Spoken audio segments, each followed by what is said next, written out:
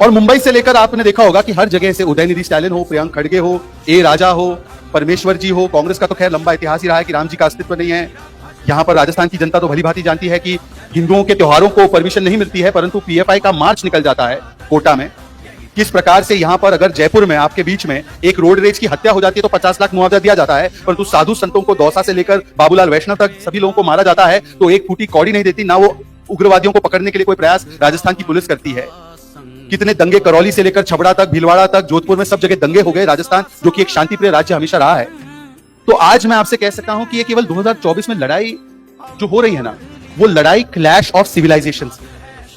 ये कोई चुनाव नहीं है, कोई भारतीय जनता पार्टी चुनाव जीते या ए फलाना पार्टी गठबंधन चुनाव जीते, ये नहीं है। ये दरअसल चुनाव क्लैश ऑफ सिविलाइजेशंस का है। ये क्लैश ऑफ सिविलाइजेशंस, ये चुनाव ये तय करने वाला है कि आपको राजस्थान को स्टार्टअप का हब बनाना है या पीएफआई का हब बनाना है।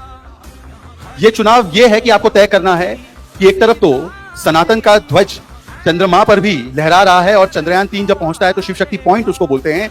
एक तरफ तो सनातन का सबसे स्वर्णिम काल है और दूसरी तरफ वो लोग हैं जो सनातन की समाप्ति के लिए केवल वोट बैंक की राजनीति के लिए पूरा एजेंडा बनाकर तैयार बैठे हैं। ये उसका भी चुनाव। और ये चुनाव इस बात का भी है कि एक तरफ तो आपने देखा होगा कि 10वें से हम 5वें स्थान पर आए तो हमने यूके को ओवरटेक किया, यूनाइटेड किंगडम को।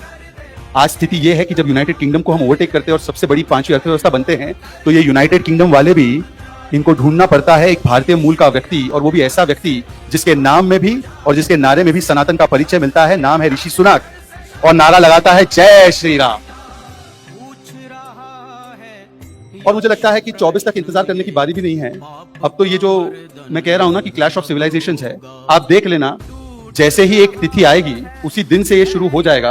आप केवल 22 जनवरी तक का इंतजार कीजिए। एक तरफ वो होंगे जो सनातन के उदय पर जो है इस देश में गर्व और अभिमान महसूस करेंगे, और दूसरे वो लोग होंगे जो फिर से एक बार इस देश को, सनातन को और हिंदुओं को गाली देने का पूरा जो मसौदा लेकर बैठ जाएंगे और उसी काम पर लग जाएंगे। तो इसीलिए मुझे लगता है कि एक तरफ सनातन के स्वर्णिम काल का और दूसरी तरफ सनातन को समाप्त करने का, मूल उसका विनाश करने का, ये भी एक बैटल 2024 में क्लैश ऑफ सिविलाइजेशन के रूप में लड़ा। बहुत बहुत धन्यवाद।